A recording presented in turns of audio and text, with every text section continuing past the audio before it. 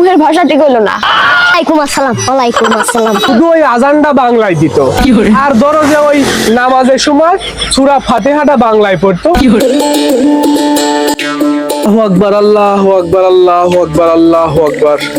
হজ করে আসলাম অনেক দিন হইলো। अच्छा এর মধ্যে তো আর ক্ষেত খামারে গেলাম না। বলেন কি? যাই বল্টুর সাথে করি একটু ক্ষেত খামারিতে ঘুরে আসি। ठीक है এ বল্টু, বল্টু রে, মাতবার সাহেব, সুমন্দি 8 লাখ টাকা দিয়ে হজ করে আইছি আচ্ছা। এই মাতুব্বা শোনার জন্য। হাজী সাহেব কবেটা? হাজী সাহেব, হাজী সাহেব হজ করে আসলেন, তাও আপনার মুখের ভাষা ঠিক হলো না। আরে বুকাসুদা, এই এতদিনকার অভ্যাস কি এই 2-3 দিনে চেঞ্জ হয়? আস্তে আস্তে সব হবে না। বাল ঠিক হবে না। তোমার যে বালের চরিত্র। এ তুই এ কি করলি? না হাজী সাহেব, আপনার চরিত্র তো ফুলের মতো পবিত্র।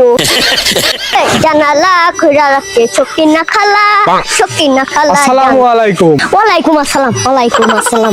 মাদবা সাহেব কেমন আছেন? ও বাইস্তে ও মাত বান্না, মাত বান্না বলো। হাজী সাহেব, হাজী সাহেব। সম্বন্ধে সুদের টাকা দিয়ে হজ করে এসে আবার হাজিগিরি ঠাপায়। ভাইস্তে তুমি কি কিছু কইছাও? না হাজি সাহেব কিছু না। আপনি যে ওই দেশে গেছিলেন, ওই দেশের ভাষা কি বুঝছিলেন? খুব সুন্দর একটা প্রশ্ন করছাও ভাইস্তে। ওরাও আমার কথা বুঝতো না, আমিও ওরে কথা বুঝতাম না। শুধু ওই আজানটা বাংলায় দিত, আর ধরো যে ওই নামাজের সময় সূরা ফাতিহাটা বাংলায় পড়তো, এইটুকু বুঝতাম, তাছাড়া আর কিছু বুঝতাম না। আবার একদিন কি হয়েছে ভাইস্তে শুনবে? জি হাজি সাহেব কল। সৌদি আরব যায়া একদিন আমি রাস্তা ভুলে গেছিলাম। তারপর এক শালাক কলাম যে ভাই চিনিখানার রাস্তা কোন দিক?